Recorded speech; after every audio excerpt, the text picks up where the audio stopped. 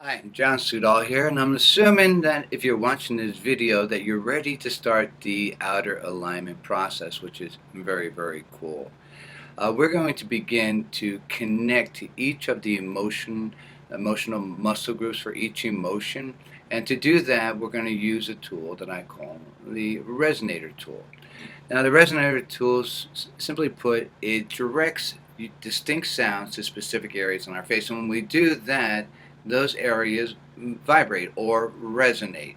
Now, this tool, what it helps you do is it helps you locate, isolate, and activate each of the emotional muscle groups on your face. Many people have trouble finding individual areas, so this tool is going to help us do that.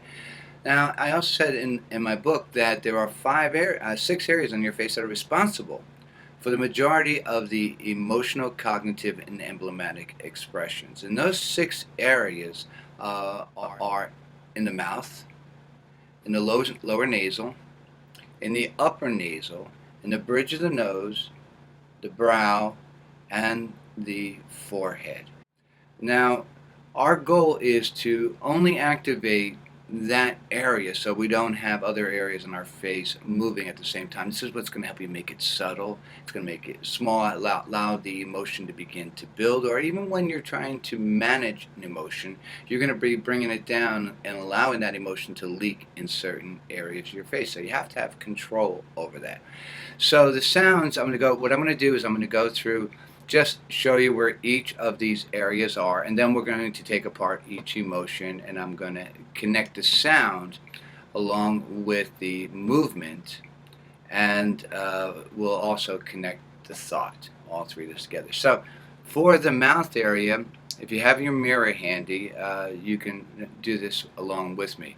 It's just, the vibration is just going to be in the lips. There's no real emotion that I'm going to show you right now other than just locating this particular area.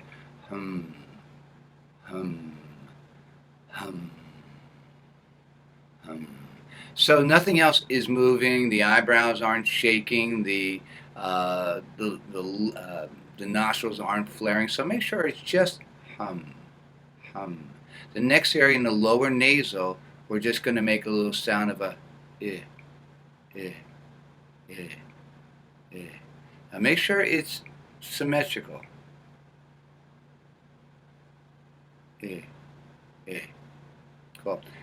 Now, as we move to the third resonator, the upper nasal, and that's going to be a small of a ew, ew, ew. So just a small little sound, ew, ew. So now, if you notice that, if you make that sound too intense, ew, it's going to lift the mouth too. So um, later on in the advance, you're going to want to be able to isolate just a little area without bringing the whole face, and that makes it really small. So you, you. We want to make sure it's symmetrical. You, you. Good. Now the bridge of the nose. This when we bring the sound to the area right at the bridge of the nose. So now it's not down here, nor was the sound ew. It's up in here, and ew is getting a little higher. So in this sound, it's up where the eyes are. If you put your finger right there in the middle bridge of your nose, you go for that vibration that's up here. That's the sound you want to go for. And we're going to make a little rising. Do it again. A little rising. Do it again. Now we're going to allow the sound to come down.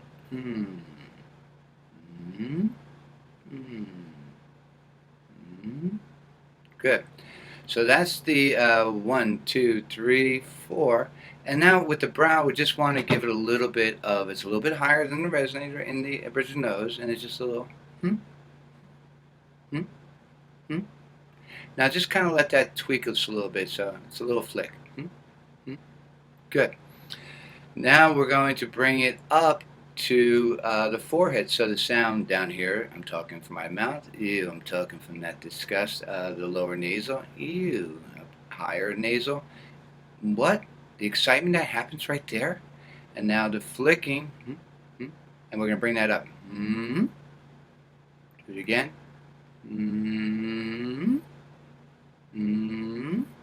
Now if we make it all one sound, Hmm.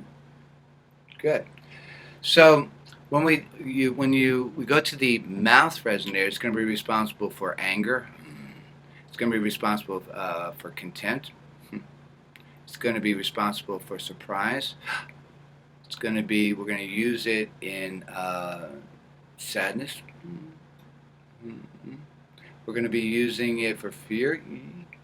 So you can see how just having control over that area of each of the resonators is what's going to give you the tools to make it really small or just allow the emotion to begin. All right, so I'm going to end this video right now. We're going to go in with the next emotion, and we'll take the next all 7 emotions so you have them individually so you can practice them.